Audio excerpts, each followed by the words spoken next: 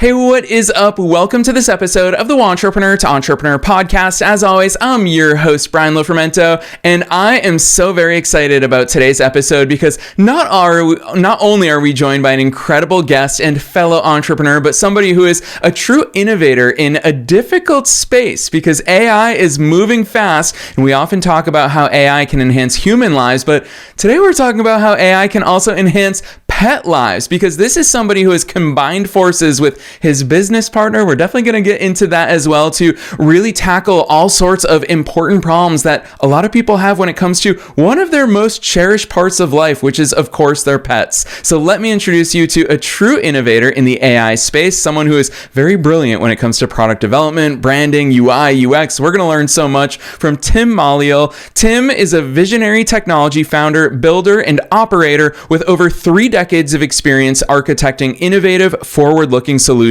He is currently channeling his expertise into Perkipet, where he co-leads product strategy and architecture. In this role, he is designing advanced real-time diagnostic and behavior translation tools that interpret vocal and physical cues to identify early indicators of illnesses in pets. How cool is that? We all talk about AI in so many interesting ways, but all too often it's surface level. It's just large language models where we interact with it. Tim is leading some really cool innovations there, so I'm not going to say anything else. Let's dive straight into my interview with Tim Maliyil.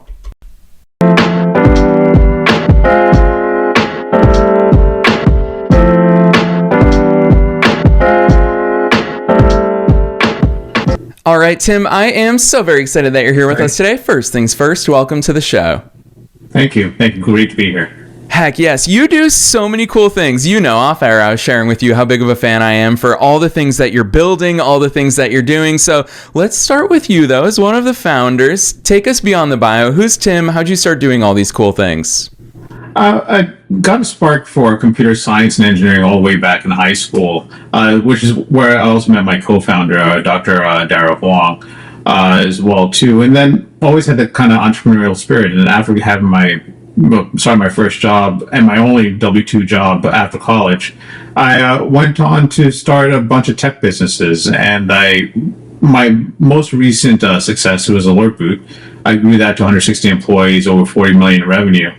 And, just wanted to take that technical talent and skill and apply it to something new and innovative. And I've always been a dog lover. My partner's a cat lover.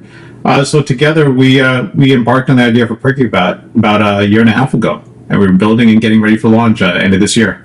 Yes, I love that. Tim, I've obviously seen Perkipet. I think it's incredible what you've all put together, even before your public launch. So I'm really grateful for you giving us a glimpse into all these incredible things that you're doing. Take us there. For listeners who haven't seen Perkipet just yet, walk us through. Obviously, the origin idea is it's near and dear to your heart, but also, what does Perkipet do? How does it fill in that gap in the marketplace? Well, I mean, having had a dog who, unfortunately left us a few years ago, I got a dog from my mom back in 2007, saw how much having Elvis, little 11-pound Chihuahua, enhanced her life in many ways, and, the last 5 years of my mother's life. So seeing that bond, and I had a close bond with Elvis too, remembering the challenges I had when I first got him, like, what's the best food for him? How do we take care of him? Not having access beyond Google search was always questionable. And then my partner, being an MD, same thing with human patients as well too. So we're trying to apply a lot of what AI can do, but making it super context aware. So if you ask AI a question, it knows your pet, but it's like Elvis or cat. Her cat's name was Sophie, and it's being really just like having a vet on call 24/7 that just knows the whole pet history and how you're taking care of the pet and being in guidance, guiding a light for you as well too. So based off the personal experiences, these ideas, we embarked on Perkipet, and it's turning into kind of like a nice two-way street. AI you can always rely on, be smart, and have your best interests in mind. And then if there's ever a need where it says, hey, you need to talk to a vet, a human, it'll escalate very quickly. What's also cool about this too is Dara's managing the veterinary board and our vets, so this can be connection to the vets too. So the vets who are taking care of a given dog or cat could see the history, the AI recommendations, and all that, and get the full medical records as well too through our portal, as well very easily, regardless of which vets looked at the given pet and help take care as well too. Tim, it's really cool hearing the way you talk about it, because I feel like all too often, especially in today's society where AI is obviously developing at an incredible rate, a lot of times in mainstream conversations, we'll talk about the fact that AI is removing the human element, AI is eliminating jobs, AI is doing all of these terrible things. But obviously, I'm an eternal optimist. I'm very excited about technology advances, and especially what AI is opening up for us. I think it's really cool to see on the surface a tech company that so deeply embeds that human element as well. Obviously, you and your co-founder and partner, you have both that technical aspect and background as well as the clinical background. Talk to us about that important consideration of injecting both things into it. AI meets that human to human contact too. Well, I mean, just being an employer and a tech person too, I always think like AI's place here is to enhance human capability. Dara's used it in her medical practice to unlock thinking. I've used it personally as a manager to unlock thinking, to optimize my time flow. I would say like, given certain tasks, like, I could do in a few hours what it could probably take me a week in some cases in terms of communicating with engineers, reviewing work. Don't trust it wholly, but you still have to use your brain and use AI as like the next level tool. And doing the same with the product. I'm very keen on responsible AI and making sure that it's vetted by humans, and it's going to be aware if it's not true. It's not going to just be very confident about a potential wrong answer as well too. But that's also where I fear about things for a younger generation, because if they're coming into work, don't have the experience just yet. I see those who have experience can use AI effectively, and we have to find bridge that gap in terms of like maybe people just entering the workforce, how they use AI, and while upskilling their baseline knowledge as well too, so that people in the early 20s are probably in a tough spot there. But going back to point, making sure that AI doesn't neglect that there's a human that needs to be involved in the whole process. Yeah, and I want to add on to that, because you talk about responsible AI, and part of what I think is so exciting about AI is also accessibility. You and I were talking off the air, and I shared with you that my sister is a veterinarian, and until I had a vet in the family, I didn't realize how many personal connections are like, ooh, good, finally, someone I can text, and I can ask these questions to a veterinarian, whereas before, as humans, we turn to WebMD, we turn to Google, right. These days we turn to ChatGPT. You don't have that expert insight, and I think it's really cool just seeing how accessible my sister is, obviously, to everyone in the family and very close family friends. I imagine that something like Perkipet, whereas most people would go down an unvetted path, pun fully intended, they'd go down an unvetted path of who knows how good that information is or isn't, and they think to themselves, well, a veterinarian is not cheap. I can't afford to take my pet there, especially until I know what the heck is going on. Perkipet gives them that accessible, even if it's their first step, that's a step in a much more positive direction.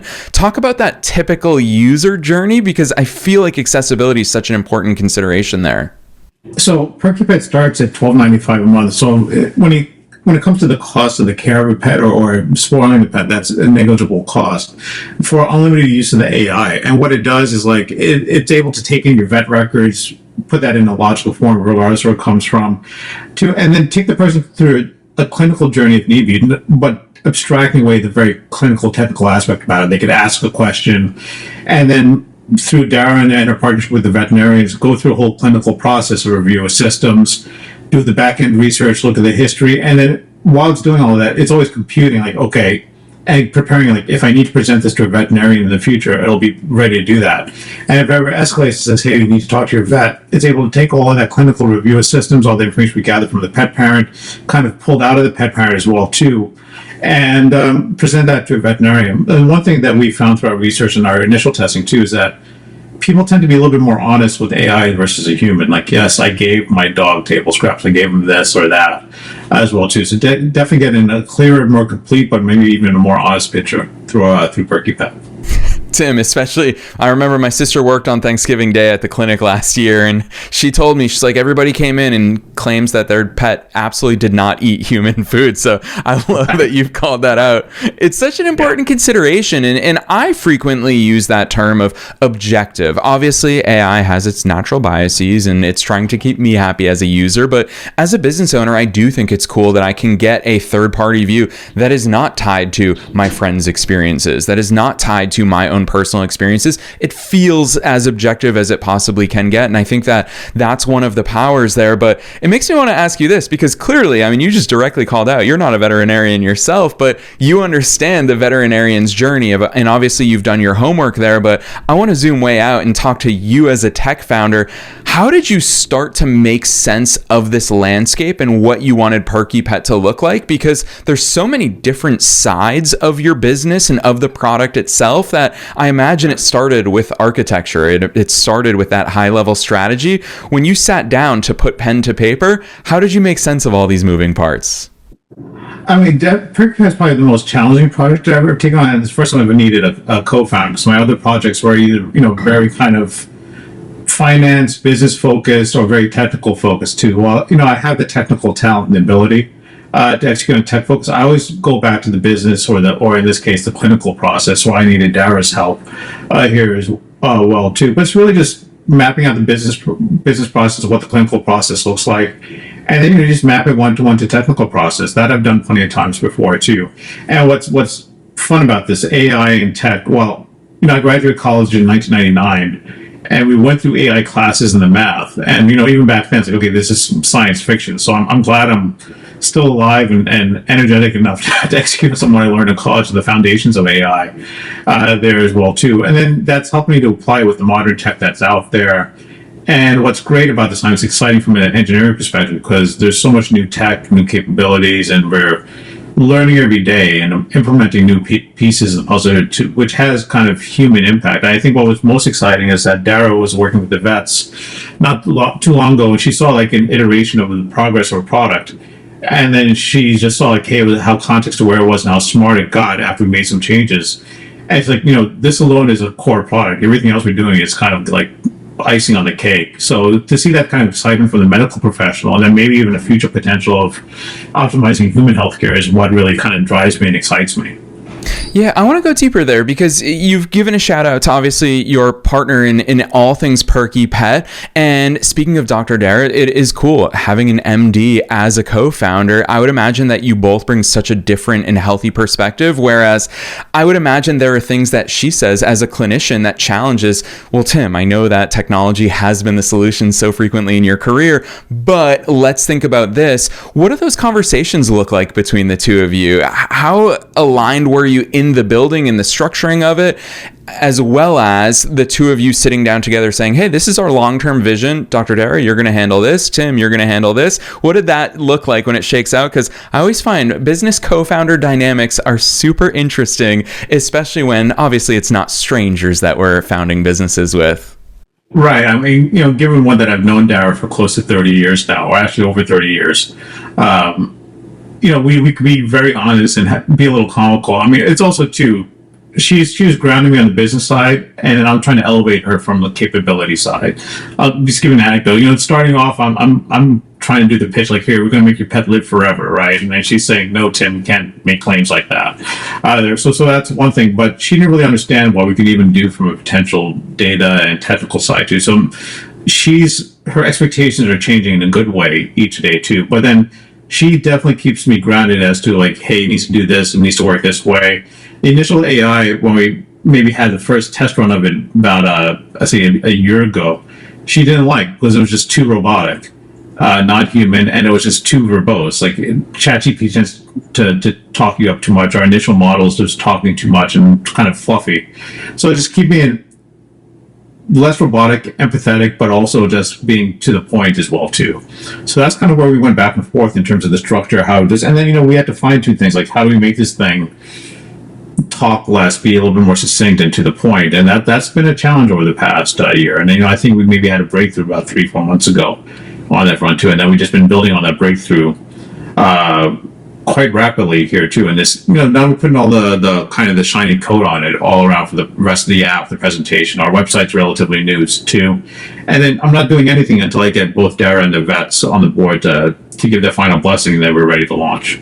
Yeah, I want to go there with you because I always find there's so many lessons to be learned from tech founders when it comes to the MVP. It's a concept that we've all heard in our businesses is the minimum viable product. And I've always loved that notion of if you love your product, then you've launched too late. Tim, you have been around the clock so much when it comes to all the different tech companies that you've been involved in, that you've scaled. And I'm really excited for us to talk about what scale looks like in your universe. But let's start with that MVP. Obviously, you talk about fine tuning. Where along the way do you make that decision point? I always want to ask artists this as well. Is when do you know you're done with version 1.0? What's that green light that says, hey, it's time, Perkipet's getting out into the world? So with Perkipet, this is a little bit more complicated, and I tend to prioritize quality over speed in some cases too, especially for this initial launch. Now, I've released other products in the past too, so that MVP, and over time too, that MVP definition has shifted. The expectation for MVP in today's modern age is pretty high to begin with, much higher than it was even like 10 years ago as well too. But Perkipet especially, there's something that's of serious importance, that we can do harm if we make a mistake. And, the core piece is to do no harm to the pet parent and to the pet. And that's also why Dara's, the MD is leading this whole, because, it's about the pet parent, quashing their anxiety, making them feel good about that they're doing the best by their pet. So that's where we're fine tuning this MVP. Will there be bugs? Will there be problems? Yeah. But I'm hoping there'll be superficial problems that are not related to the AI and to the advice we give, and making sure that we put the guardrails in place, that the AI doesn't harm the pet parent or the pet in that regard too. So that's the kind of the fine line that we're walking here as well too. If there's a bug uploading a record, okay, fine, I'm fine with that. But if whatever puts out its output, it has to be able to limit any chance for harm or escalate quite rapidly to a human for review as well too. So that's where Perkipet, anything medical, I believe has to be done very carefully and very, very thoughtfully to prevent any harm by AI. Yeah, for sure. And I want to talk about that forward-looking future, because the way that I hear you talk about these things, you're carefully navigating, obviously today, what it is that you're building, but also these hypotheticals are incredibly important for you to imagine and for you to plan for. I always love asking founders about what that timeline is that's in your head. So many of us, we have grandiose visions of impacting millions or billions of people all across the planet, but of course, we have to bring ourselves back and understand the building blocks in order to get there. These things don't happen overnight. So, Tim, when you step back, you've worked with businesses at all different levels of scale. I mean, you're talking $250+ million. And so we're talking these huge levels. Obviously, being in the world of startups, you know where you are today. What does that path look like? What's that timeline or that roadmap that you, as the visionary, that when you step back, you say, hey, let's put a plan in place to go from here to here. Here's where the inflection point's going to be. How do you navigate that? I mean, in the corporate world, you think about things from quarter by quarter as you grow. But in the startup world, it's almost, I would say, week by week or month by month. Definitely in the early stages, when you have no customers, the risk is low. The risk always grows as you have a user base there. So I would say, as a startup founder, you want to look at things on a week by week basis, have goals, have constant communication there too. Some people may disagree with my style as well too, but I feel like having constant communication, especially in this remote world, remote work world, is key. And I made point to go to India several times this past year for both my last project with Phoenix and now with Perkipet come on the horizon as well too, to have that face time with folks and just iterate very quickly towards reaching the goals. Now, with Phoenix, we grew that to a 250 million GMV current state very, very rapidly. It was actually a very unique experience for me as well too.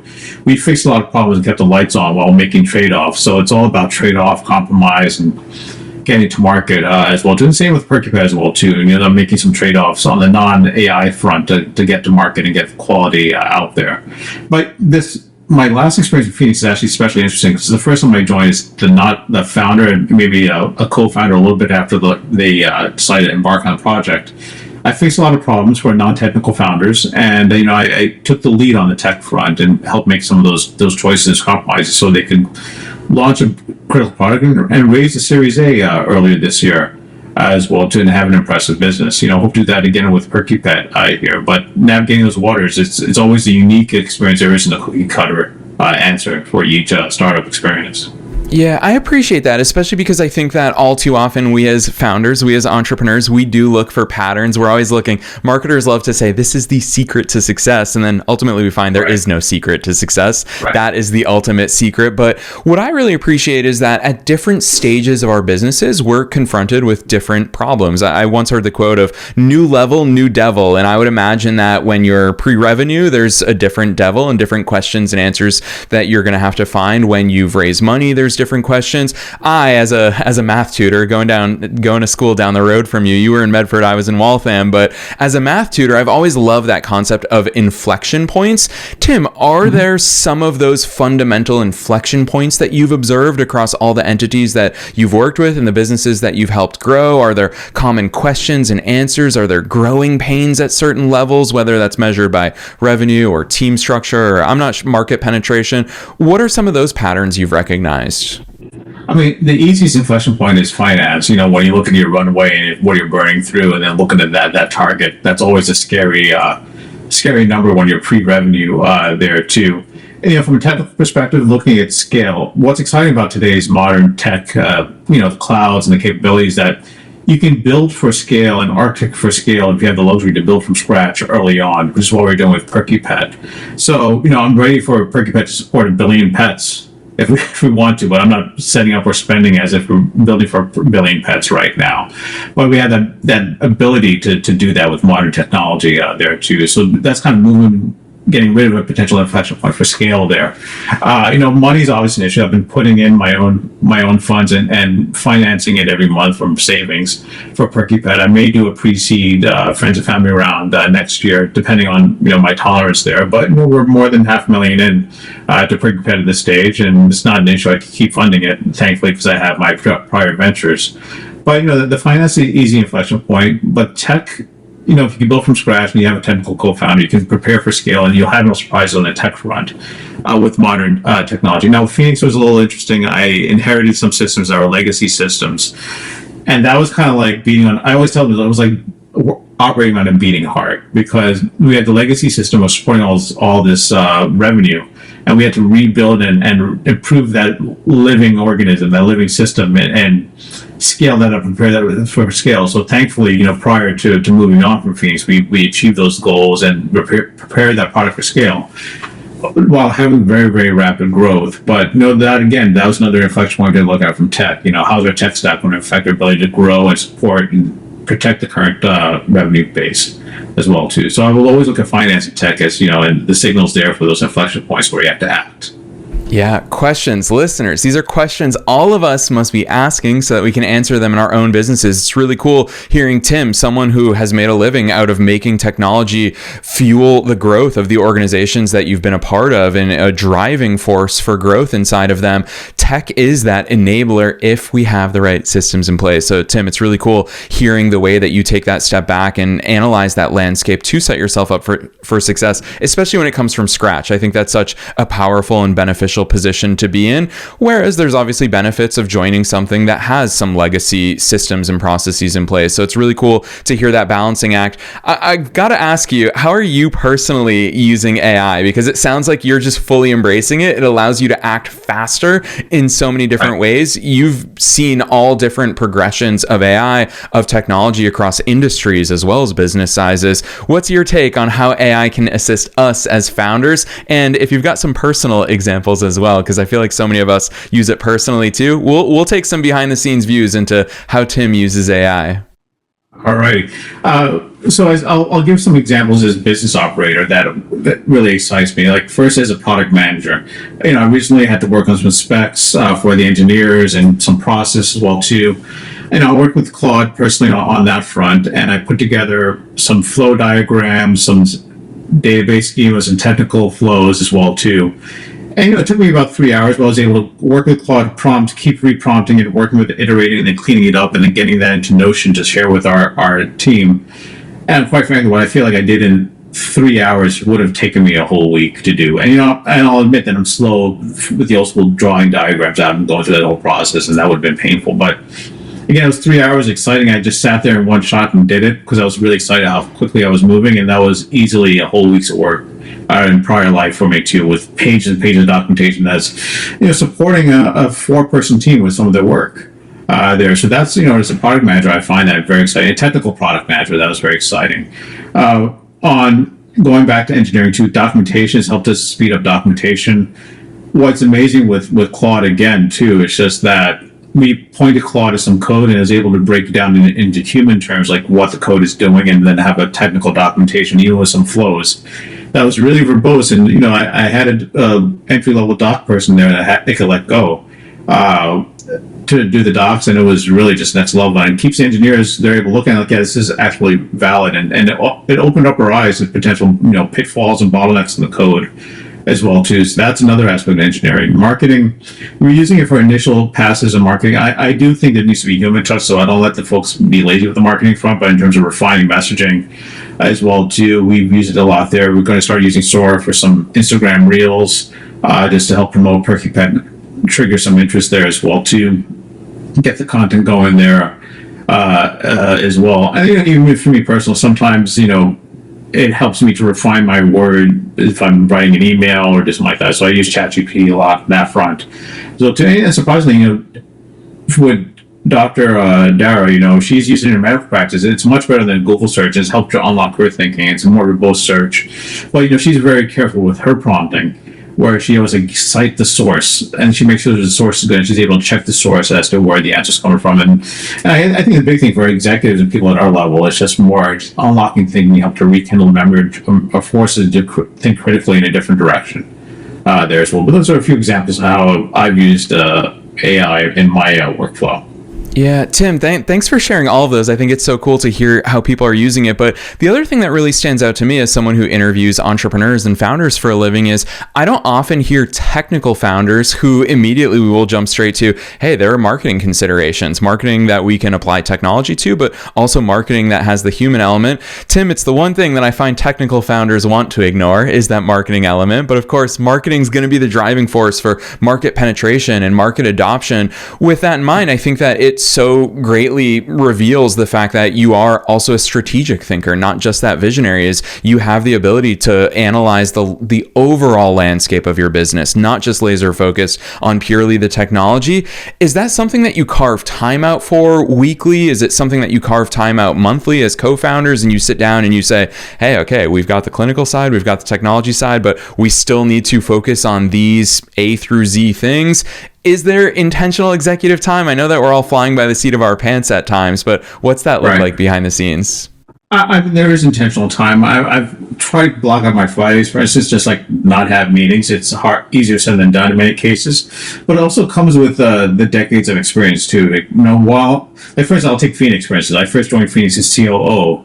I just happened to be technical. They got into a situation where they needed an emergency CTO, so I was able to step in and fill that gap for a year afterwards too. But I guess just with the 30 years experience of running business, I've had to learn marketing, finance, executive operations, things of that sort. And this came with the flow. And now with the experience level, picking up new things, new tools, new process comes easier now, just given the background. But it's also I enjoy that too. I think having ownership of the whole organization. I just happen to be very technical.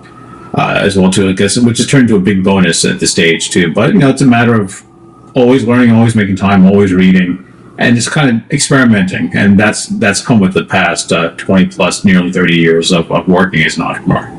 Yeah, I so appreciate that experiential nature. Tim, I know that a lot of podcast listeners tune into episodes or they watch YouTube videos or they read business books, and it feels sometimes like every other founder, especially those that have operated at scale, that they probably have things figured out. But it's really cool to hear that even with all of this experience, you're treating it as that experiment. And I think it's so important to have that experimental mindset. So I'm going to ask you to call on all of those years of experience in your answer to this last question, because time has flown by with you today. But I always ask this at the end of every episode, and that is, what's your best piece of advice for listeners? Knowing that we're being listened to by both entrepreneurs and entrepreneurs at all different stages of their own growth journeys, and knowing that you are one of us, you are a fellow entrepreneur, what's that one thing that you want to leave them with today? always be learning, but also check the source of like where you're learning from as well too. Especially, I'll talk about the experienced entrepreneurs. Don't get too caught up in your own silos or the way you've done things. If you do that, you're going to get left behind, especially when it comes to AI, implementing AI into your workflow and process. And for the young folks, you can learn from the experienced folks, and it's fine to find that middle balance. I think that's where I respect the founders of Phoenix, where I'm, service CEO, CTO. They're young, but they look to experts and to senior people just to figure out how things work, what's worked for them, and then they find the right balance. Okay, how is that knowledge and that experience going to work for us with our unique business proposition? And I think what's been exciting about working with younger folks too is that like the opportunities they capitalized on and profited on and built their business on didn't exist when I was their age. So I'm learning about new industries and new business by working with folks at different ages and different experience levels too. So, and that's how I found my other business ideas. When I was ready to want something, I started consulting, doing new things, and then business ideas kind of flow naturally. And the same thing happened with Perkipet when I stepped away from the day-to-day running Alert Boot. Yes, I love that advice. Tim, I feel like balance has been a recurring theme all throughout our conversation today. So I love how it popped up even in your last answer there in your piece of advice. But I also know that listeners are going to be very keen, especially those with pets, to check out all the incredible things that you're doing at PerkyPet. I think it is incredible the fact that you've come here on the air at such a busy time and an exciting time for PerkyPet as you approach your public launch. So you owe us some links, though. I don't know where you're going to publicly point people, but for listeners who do want to find PerkyPet and all the cool things that you're up to, drop those links on us. Where should listeners go from here? PerkyPetAI.com is the easy way. You see PerkyPet.org on my shirt here too. That's one way you can hit the same site. But PerkyPetAI.com is the easy way to see Perkipet and sign up for the pre-launch and be notified once we do launch publicly. Yes, and listeners, you already know the drill. We're dropping that link down below in the show notes, no matter where it is that you're tuning into today's episode. So if you're driving, don't worry, we are jotting it down for you in the show notes. You can always reference back to it. You see Tim's name in the episode title as well. We're also linking to his personal LinkedIn. So whether you're in the space, whether you are a very avid future user of PerkyPet for your own pets, if you want to reach out to Tim personally and either tell him that you learned something from today's episode, most listeners are shy, or you want to link him up with somebody for a partnership or a collaboration, don't be shy. You'll find those links down below. Otherwise, Tim, on behalf of myself and all the listeners worldwide, thanks so much for coming on the show today. Great. Thank you for having me. It's been a great pleasure.